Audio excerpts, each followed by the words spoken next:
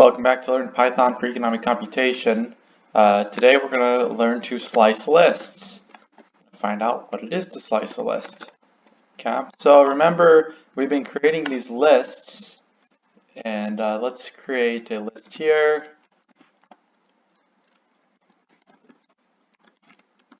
Okay.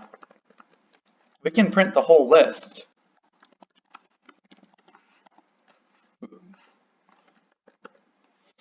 Why don't we include the name here?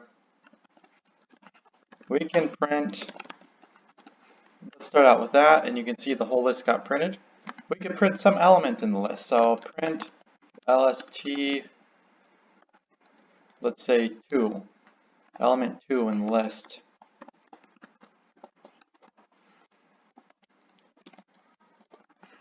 Then you can see here, then that's number 5, 0, right? 0, 1, and then 2. So we got 5. Okay, and let's do one more, print. We're going to print a slice this time. And we're going to print the whole slice of the whole thing, which is kind of boring in the sense that it's just going to do what list did. Okay, but we're going to understand something about slices here. So slices say to go from the beginning, to go from some element to some other element minus 1. Okay, what does that mean? Well, I could have said slice from 0 to -1. This is one way to think about it. Oh, and it actually missed one. That's interesting. Okay, so we go from 0 to the end, and you can see here that works. Okay. We know that there's 5 elements, so let's go 0 to 5, which is really 0 to 4, remember, because it goes to the last element minus 1. And so here we get the same thing. And this is basically their equivalents here, right? If I print LST that, or if I print LST 0, 5, it's the same thing. Okay? That's the point. Here. What does a slice do? Well, a slice actually makes a copy of the list. Okay? And so let's play around. Let's make a longer list so that we have a little bit more of a variety here.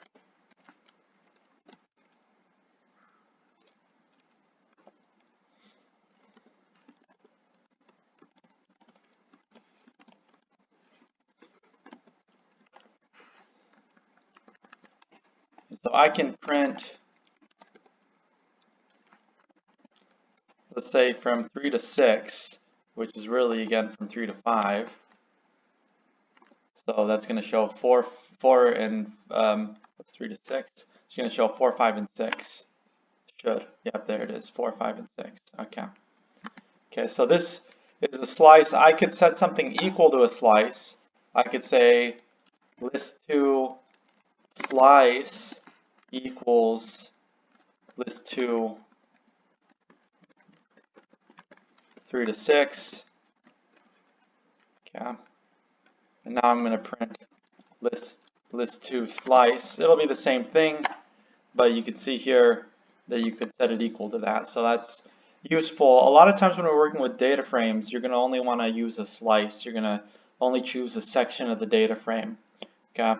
And similar logic, it's not exactly the same, but very similar logic is going to hold for the data frame when you're choosing that slice, or you could think of it as a subcomponent.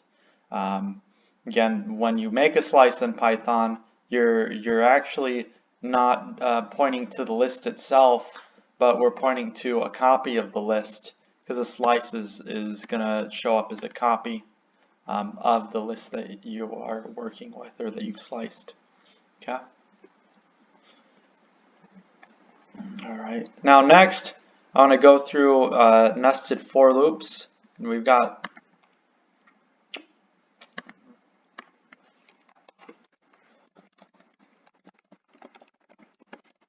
Yeah. So we used for loops already. What I mean by nested for loop is, what if you want to use two for loops? Right, a for loop and followed by another for loop. So what we're going to do here is create a script that helps us understand what's happening with nested for loops. So before, we've been doing for I in range some number, and here we're going to say for I in range 5, and then I'm going to say for j in range 5. Yeah. Now what's going to happen is, every time the for loop cycles through an integer up top, every time it cycles through a value for I, it's going to cycle through 5 values for j. Okay. And one easy way to see this is just to print ij. Okay. And if you look here, here's our list when I run it. Here's our ij that we printed up top. And then I is 0, j is 0, I is 0, j is 1, and so forth. Okay? So we see here the I is moving once, the j is moving through all 0 through 4. And this is happening for every I, right? So that we get a total of 5 numbers 5 times, which is 25. Okay. Now, it could be useful for us. I mean, there's a few things you could do with this. First, let's look at I and j, and then let's create some value ij from that. Okay. So we're just going to add here. We're going to say val equals I plus j for every ij, and then we're going to have val. We're going to print the value, and so we can see how this is changing over time. Okay. I'm going to run it. Now we got 3 columns. I forgot to add this last I plus j here. So let's make sure we print that up top. 3 columns. We have I, we have j, we have I plus j. And you can see 0 plus 0 is 0, 0 plus 1 is 1, all the way down, right, until the very end. 4 plus 4 is 8. That's the largest number that we see here. Okay? And so we can see these values as they appear in the for loops. We can manipulate them to generate other values. And very often this is going to be useful for us. Is you can use a for loop, and if you use the right commands with a for loop, you can get whatever output it is that you'd like to see. Okay. So we could have decided, instead of summing, we could have made this the product. Okay.